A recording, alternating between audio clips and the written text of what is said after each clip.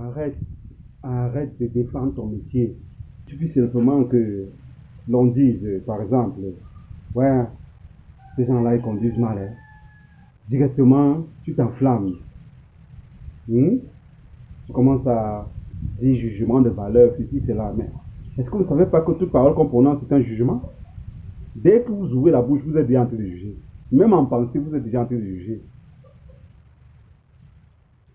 Je ne dis pas que l'on est obligé de juger. Mais est-ce qu'on peut s'empêcher de penser? Est-ce qu'on peut s'empêcher de parler? Je ne sais pas. Mais je dis simplement qu'il ne faut pas croire que tout c'est un jugement contre vous ou contre votre métier. Puisque nous jugeons à longueur de journée, mais quel type de jugement donnons-nous? Si on dit par exemple, il y a trop d'huile sur la cuillère là, il y a trop d'huile sur la soupe, il y a ceci, directement vous vous enflammez. Hein? Tu as appris à préparer où? Tu sais que j'ai 15 ans d'expérience. Est-ce que tu sais que j'ai ceci, cela? Arrête de défendre ton métier. Arrête de défendre ton métier. Hmm? Qui t'a dit que c'est forcément une affaire de méconnaissance de la cuisine?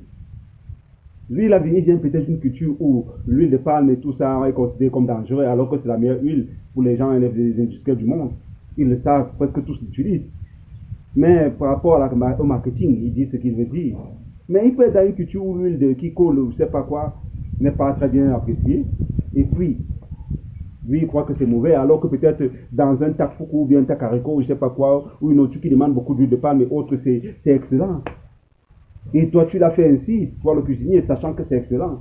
Lui qui ne connaît pas, il va te dire que c'est trop d'huile. Directement, tu vas t'emporter et dire, voilà, il juge mal ma cuisine, il me dénigre, il fait ceci. Arrête de défendre ton métier.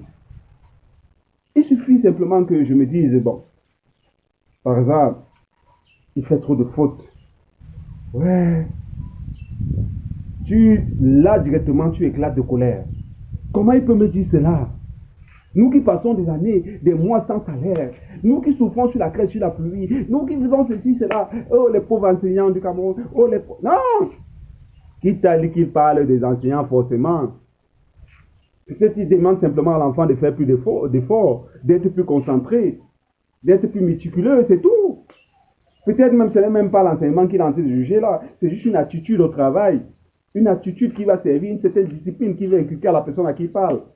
Qui t'a dit forcément qu'il est en train de dire que toi le parent, toi l'enseignant, tu as mal éduqué ton enfant ou tu as mal fait ton travail? Ce n'est pas forcément ça. Ça peut être ça, mais ce n'est pas forcément ça. Arrêtons de défendre nos métiers.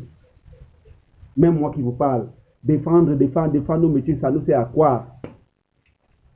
Nous devons être plus humbles au Cameroun. C'est l'humilité qui manque aux Camerounais. Nous devons être plus humbles.